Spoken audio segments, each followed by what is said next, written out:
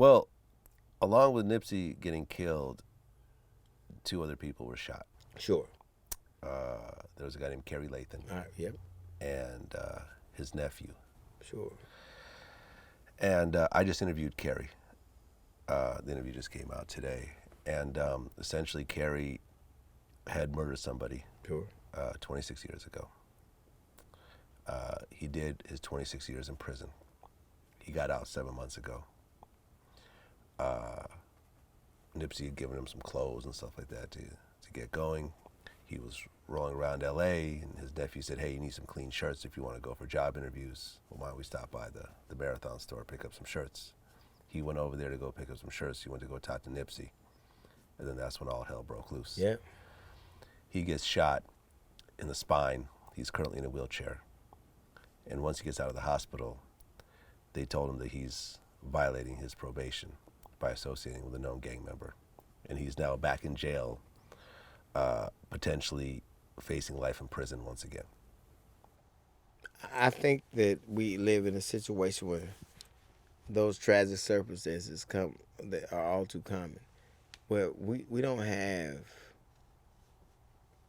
I think society, a healthy society, should make laws and new rules and norms that govern and protect, but they should also be empathic enough to understand the difference.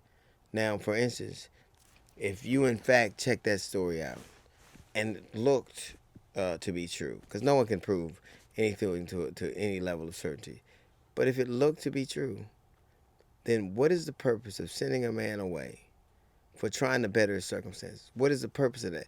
That's not the law protecting the citizenry. That's the law protecting the law.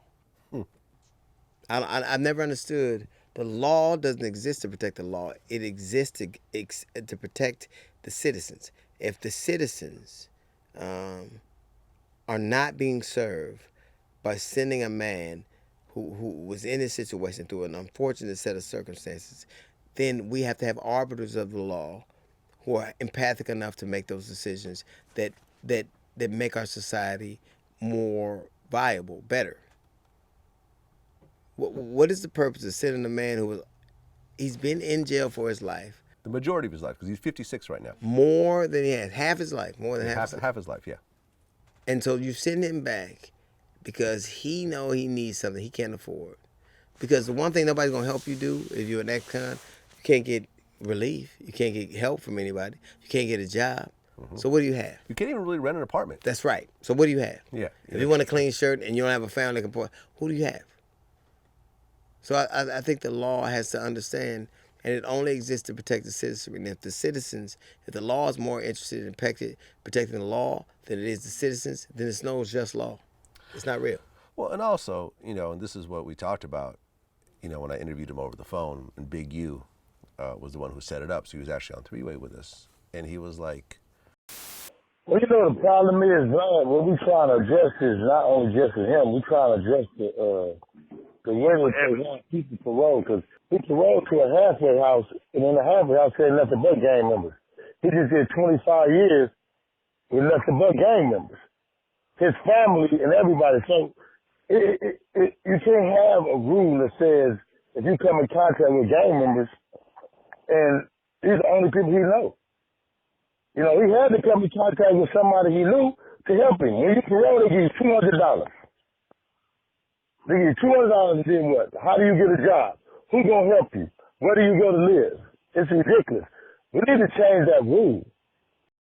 Okay, he has to live in that area because he has to be somewhere where somebody will take him in, mm-hmm. right?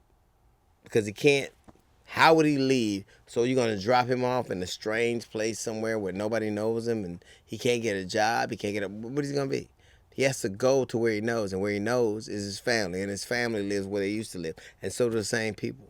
Yeah. It's an impossible situation, and to me, justice can be blind, but not to the suffering of the people it's supposed to protect. Mm.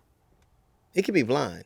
And being blind means I'm not going to see you differently because you're this way or that way. It shouldn't be blind to the suffering of the people it's supposed to protect. And that's exactly what it is now.